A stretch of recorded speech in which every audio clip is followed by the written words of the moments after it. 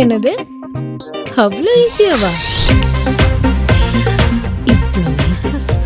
கால் பண்ணு, இடத்த சொல்லு, நம்ம வீட்டு ஆளுங்க நம்மள எப்படி பாத்துப்பாங்க அப்படி பாத்துப்பாங்க. போலாமா? இப்படிங்கிறதுக்குள்ள ஒரு செம ஜிடி ஹாலிடேக்கு. வணக்கம், நமஸ்காரம். நான் பேசுகிற தமிழ் டிஎம்கேக்கு பிடிக்காது. So I do my best, நான் ட்ரை பண்ணுறேன்.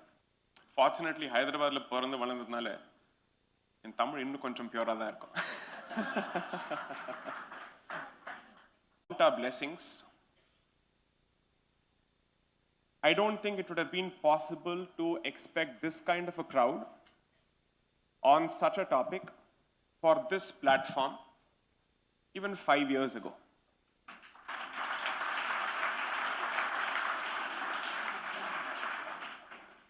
So I have a very special soft corner for Annamalai. So I hope that under his leadership, there is of course the expectation that political Hindutva will make its presence felt at the electoral level. But I genuinely hope that there is a greater rise of societal consciousness. I agree with Tejasvi entirely that politics has a very serious bearing in terms of pop culture, in terms of the music, in terms of education, in terms of setting the narrative. But before an issue reaches the political level, it goes through a churn at the level of the society. So clearly, options like Annamalai, Tejasvi and leaders across the country are the product of a societal yearning which has been brewing for several decades. Asking, will we not find leaders who will finally ventilate the suppressed voice of this civilization? Now you have to realize that while it's easy for us to sit and take pot shots at politics and politicians, it's practically a thankless life. And especially if you happen to be someone with a conscience, it's even more thankless. Because 24/7, you're constantly traveling. And I've been following Tejasvi's journey, both over the last few years and especially over the last few months. Absolutely hectic. And I thought my schedule was crazy.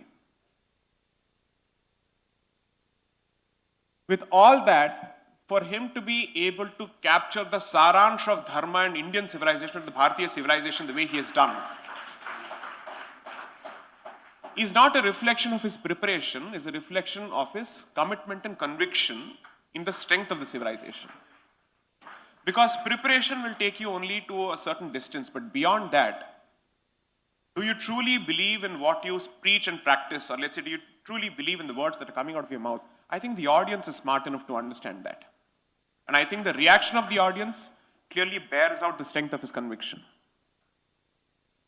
I'm usually not in the, I don't have the practice of basically saying he's my friend or she's my friend. But I can confidently say he and I have a very good equation, wherein at the very least, it's possible to reach out and express some real concerns. I genuinely hope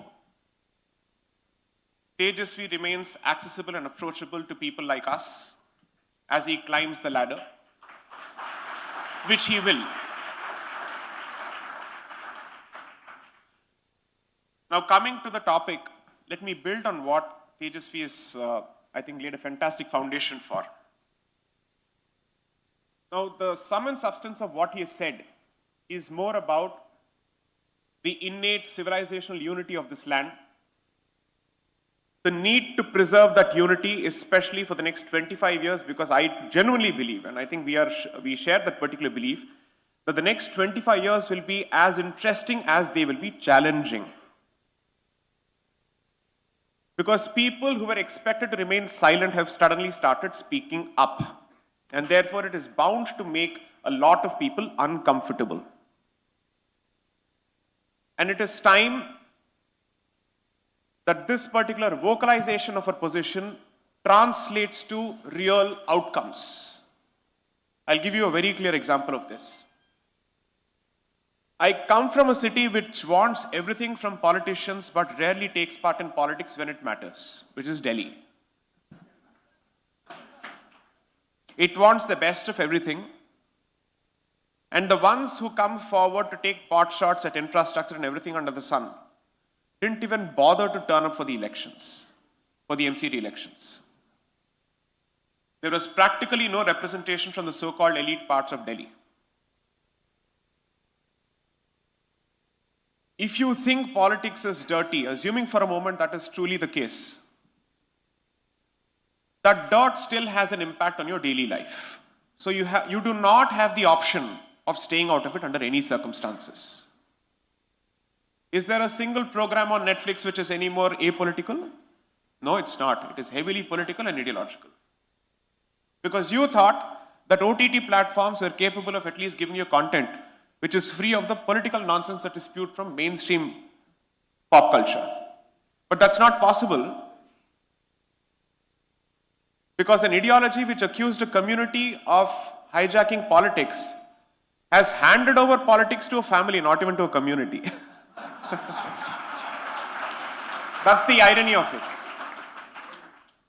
I could have still understood that in this power sharing cycle that goes on over centuries, that power moves from one community to another community. That is the nature of history. I can completely live with that.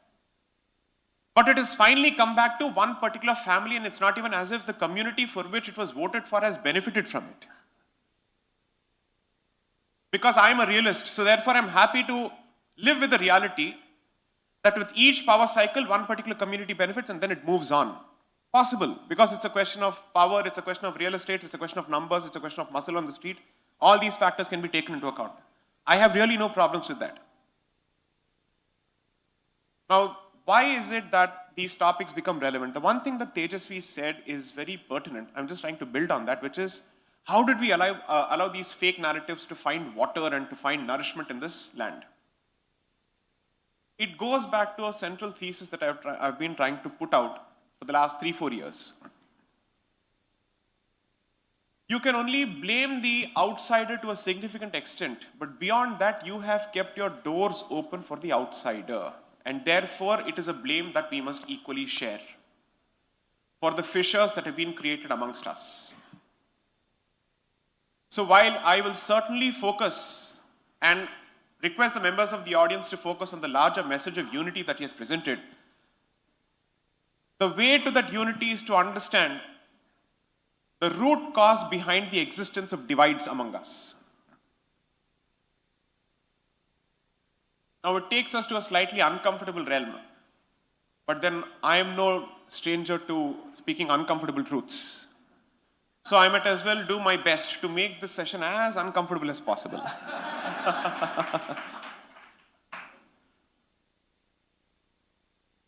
The recent controversy surrounding Ponniyin Selvan as to whether Cholas were Hindus or not, and whether Saiva Siddhanta is part of Hindu fabric or not, we can keep laughing at it because to us it says, what nonsense is this? But there is a very clear politico-theological foundation that was laid in this part of the country for this particular kind of politics to find support. Tejasvi mentions the period from 1915 to 1925. I would just request you to go back perhaps a century before, because the origins of it effectively starts from 1801. So I'll give you just a few timelines. By the time I am done, I will connect the politics of 1801 to the Sabarimala petition of 2016. I will cover everything. What is the nexus between the roots that were laid in 1801 till what happens and what continues to happen in Sabarimala. So 1801, there is a gentleman by the name H.T. Colebrook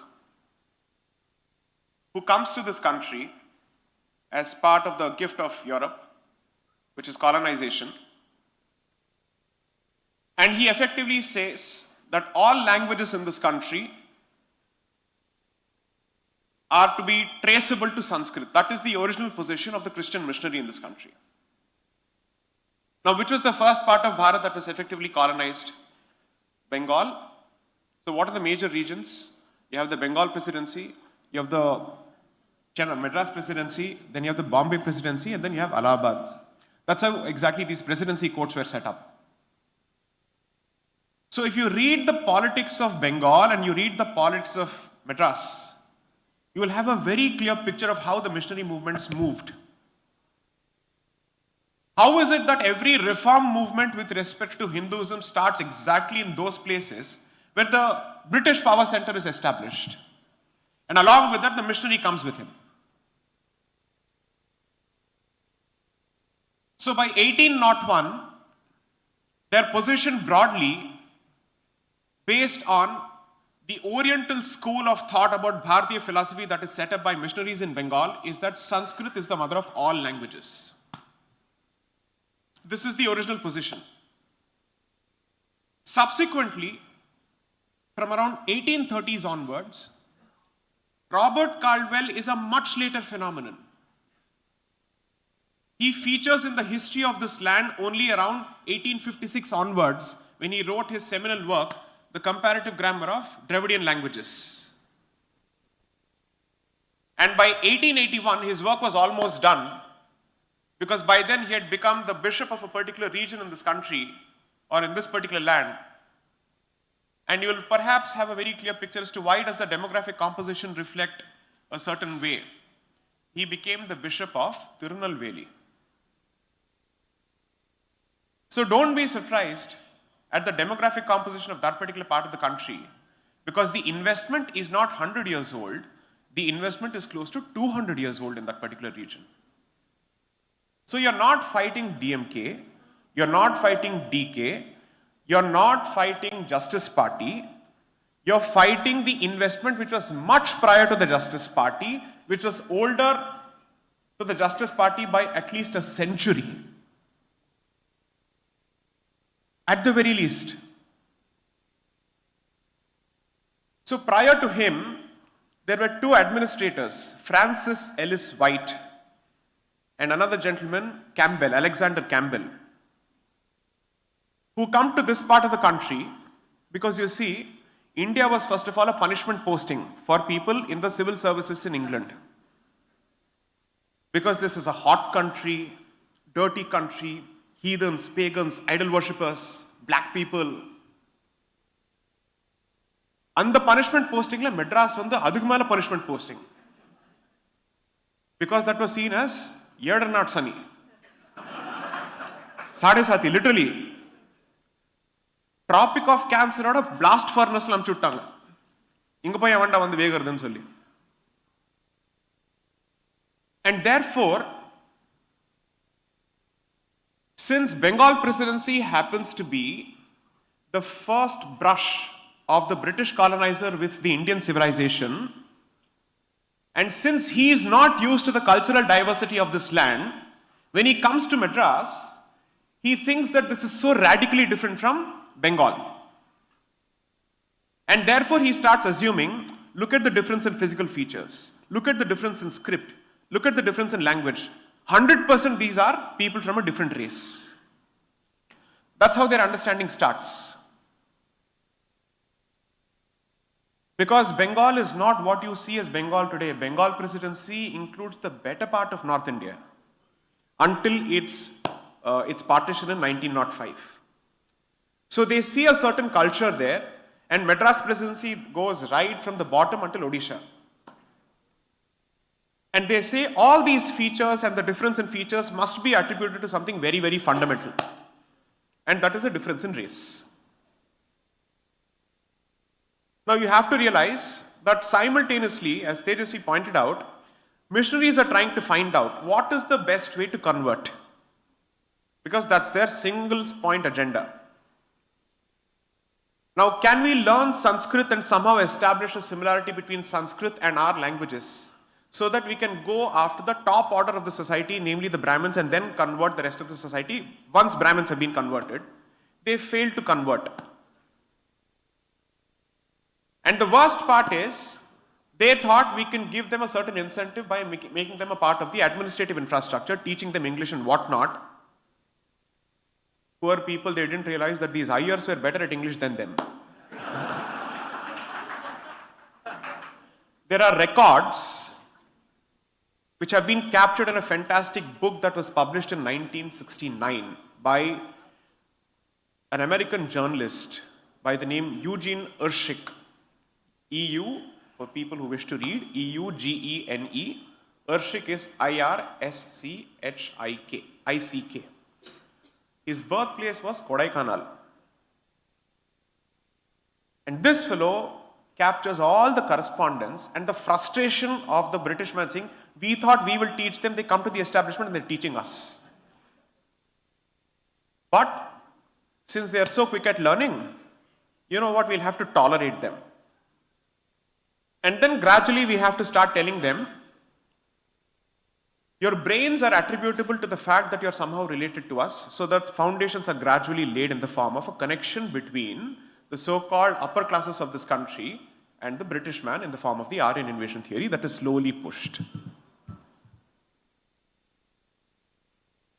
Now you have to realize there are 2 or 3 parallel streams that are going on. There is the political stream, there is the religious stream. How they merge together, and then how Congress contributes to this problem in 1937. I'll come to it much later. I won't take too much time. Chittukodukku necessity kandipa varadu. Kavalaiyapadadilla. So, by I think mid 1850s or 1840s, there are 2 competing schools of missionaries and they are divided. One school of missionary effectively says, sorry, there is a commonality in the entirety of Bharat's culture. The other effectively says, no, Telugu and Tamil don't have Sanskrit as their parents. And that's how they start putting it out. In the politics between 2 groups of missionaries, the second group ultimately wins. So it's not as if their ideas are the same. End goal is the same, but they differ on the means. The second group says, no, there is a very clear distinction. And they start putting out, first is the linguistic separation, and then one group starts speaking of the racial separation. The genius of Robert Caldwell was to put together the racial separation and the linguistic separation together to basically say, all of this is attributable to the fact that there is actually a religious divide. So he brings together the deadly mix of religion, race, and language. And you know how they do that? They go back to the one book that they were trying to give to us for these justifications, the Bible. So there's a biblical, let's say, figure called Noah, who apparently saved the world from the flood, so on and so forth. So Noah has 4 children, Japheth, Shem, Aram, and Ham.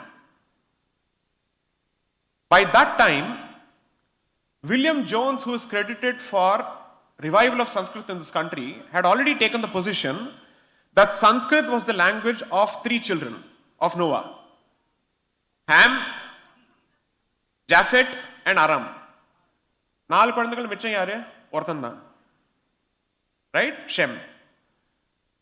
So, the new theory that starts is Tamil and Dravidian languages are the language of Shem. And that Tamil apparently is closer to Old Arabic and Hebrew than to Sanskrit. Imagine this was pushed and this was taken very seriously.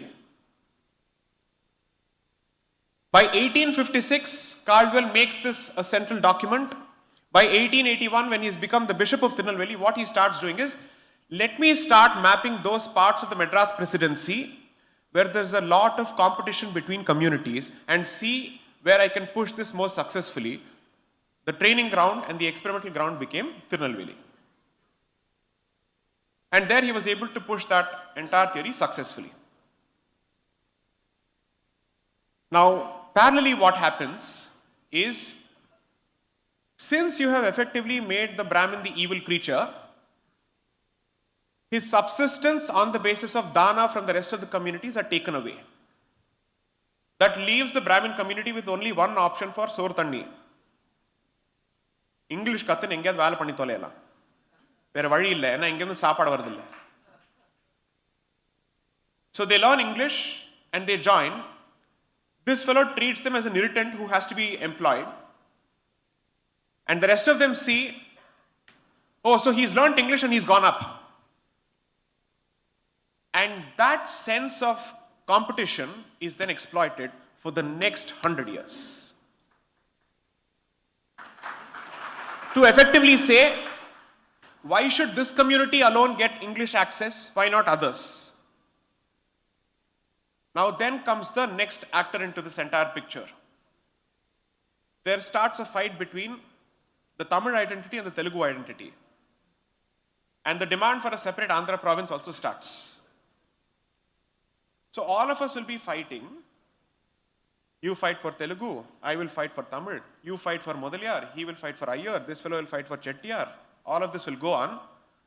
The money seems to be coming from some other place. Swaha, swaha, swaha, swaha. And somebody is pouring ghee into this fire. All of this goes on until a point where by early 1900s, the language divide, the racial divide, and the religious divide have acquired very serious political overtones. When a societal cord, let's say a societal fissure, becomes so serious for it to find political representation, that means it has achieved mainstreaming. It has become that serious because people are now talking about it at the political discourse. So in the language of 1900s to 1920s, you will see the Aryan Dravidian divide.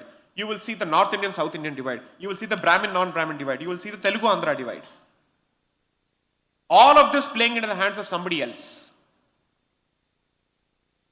And it moves to a point where in 1919, where the Muslims were asking for entrenchment of communal electorates, which is to say separate electoral reservations for Muslims, people from the south were effectively saying, we too want this for a certain set of communities altogether. When that gets rejected, representatives from this part of the country go to London to say, do not give India home rule. And these are representatives of the Justice Party who go to London and specifically plead, home rule movement is apparently a Brahminical movement because it is led by Annie Besant. Because Annie Besant is one of the founders of the Theosophical Society of India, Vadayar. And she speaks of the greatness of this culture.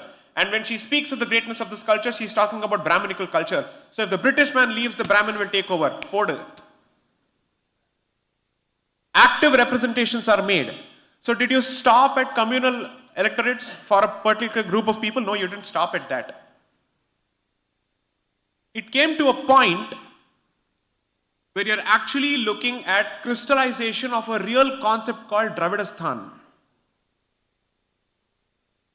Because by then the point that is being made is, as long as we are part of Bharat, Tamil Nadu and this particular part of this country will always receive secondary treatment because that victimhood was fed into our minds by the British administrator who didn't want to come here because he thought this was the worst of punishment posting, and that was fed further by the missionary.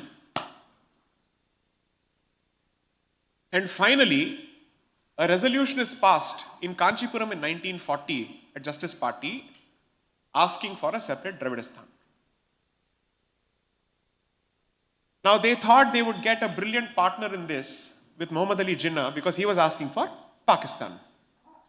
So members of Dravidasthan and members of Pakistan were hand in hand. Is the situation any different today? Find out. Now, Jinnah is not interested in these people. He's like, my people, I don't care for you. As long as I can divide and get my people and I can use you to get a separate country for my people, you're useful. When Congress said we are not sitting on the table for any kind of negotiations if Dravidasthan is on the table, Jinnah said, I am not supporting Dravidasthan anymore. அவருக்கு இது வரைக்கும் தான். So அதோட அவர் வேலையை முடிச்சிட்டாரு. Then what will these Anades do? They have no other option. but to continue crying. No, Dravidistan, we have to do something about it. So from 1940 until 1963, effectively when, let's say, from Justice Party it is moved to DK, from DK it moves to DMK, and then there's a clear parting of ways in terms of societal initiatives by our Dadi Periyar and by Annadurai on the other hand, this movement continues. Now all this while, they drop 2 or 3 goals of the so-called Dravidian movement. The Christian missionary is constantly saying, break the caste structure, it's easy to convert. But a Dravidian movement which is entirely based on caste identity cannot give up caste identity, no? They can only remove it from road names. Beyond that, they can't do anything. Because without that identity, how do we ask for 69% reservation for Tamil Nadu? Very difficult. Right? Over and above the constitutional ceiling of 50%. That is a symbol of Dravidian exceptionalism and entitlement, where it believes that the rule that applies to the rest of the country does not apply to this country. So, they effectively start in terms of language imposition, so on and so forth. But the one mistake, and this mistake has to be attributed to the Congress party around that period, around 1937, is when there is already an Aryan-Dravidian divide, there is already a language divide, they introduce Hindi in schools as a way of education. There can't be a stupider move in the history of this country where you introduce Hindi at a time when that language itself is the subject of a serious problem. When there is already a huge divide. Offering it as an option is one thing, but to treat that as a medium of education at a time when there is already a fire raging here which is being fueled by outsiders, what kind of Chanakya Niti this was, I have no idea. And this was done by a particular politician who is apparently seen as the Chanakya of his time and who was the Sambandhi of Gandhi. Adhik mala na solla virumbala. Okay, adhik mala na solla virumbala. I respect him a lot, but this was the case. Okay? Governor General, Chief Minister and all that later. Because when you are looking at history, we have to be slightly more ruthless and objective in our analysis. Our personal likings can go for a hike for a moment because you're talking about the country at the end of the day, you're talking about the civilization. So this is what happened. Now, the next time and the next wave is that they realize that if we actively push for conversions, let's say the entire trick book will be open in front of the public. So let's secularize it. And we will secularize it in the name of anti-Brahmanism followed by secular rationality, so on and so forth will be actively pushed. Because I have to protect my caste arithmetic in order for me to come to power. So this goes on. Then in 1969, a young Christian convert lays the foundation for the myth that continues on WhatsApp till date. He writes an article about how Tirukkural was a Christian and how Thiruvalur was a Christian and how he was converted. 1969, this was written by a guy called Devanayagam. So he starts the textual evidence. Parallelly, the Bishop of Mylapore starts looking for archaeological evidence. So he pays someone to manufacture and create archaeological evidence. That apparently St. Thomas visited Bharat in 57 CE. And that myth is given a certain degree of support. By 1975, as part of these efforts, one bishop pulls out a stone from a place called Neelakkal, which is supposed to be the playground of Swami Ayyappa in Sabarimala, and he says, this is the cross that was planted by St. Thomas at Sabarimala. This is 1975.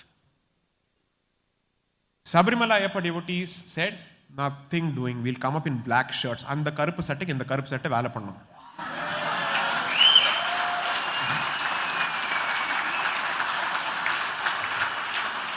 DK oda karupukku Ayyapanoda karupu dhaan badal. I say this because that is one temple where all so-called caste differences merge and die.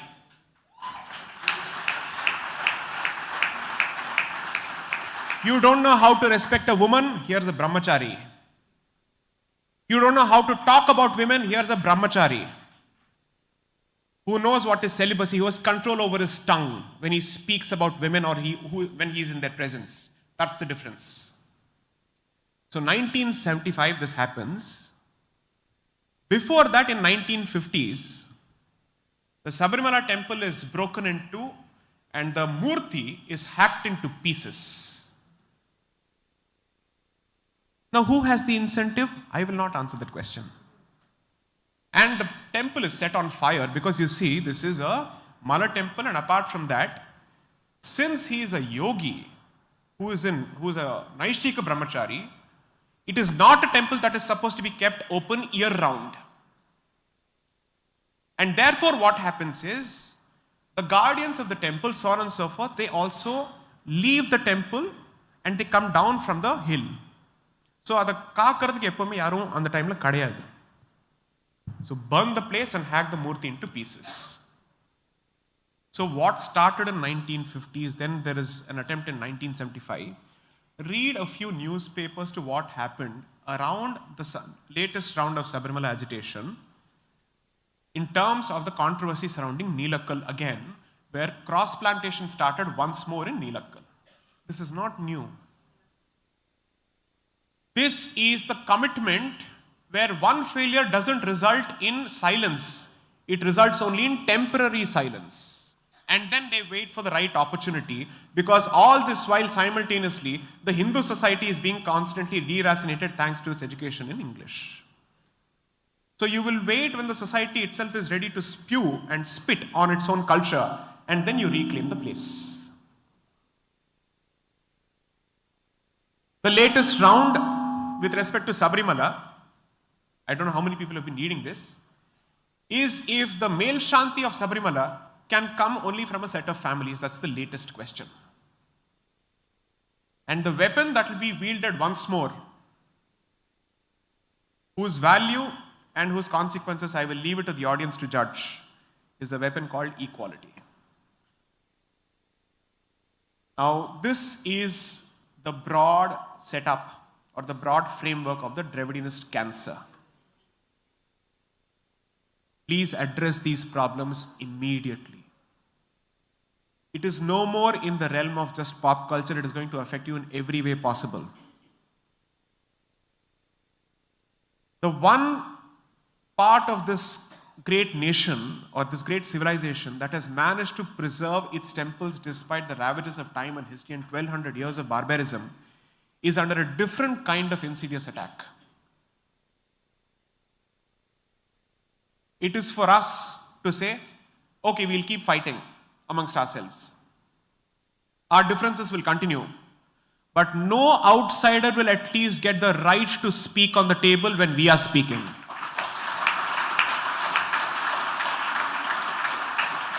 The ideal goal would be to somehow find a way to submerge these differences, but that's a long-term process. But at the very least, in the interest of survival, do not let an outsider partake in these discussions. Politically, socially, culturally, they have no business talking to us or about us on these issues. That is the one thing that I hope we go back with in the form of a sankalpam. That's all I have to say. Namaste. Vande Mataram. Jai Hind.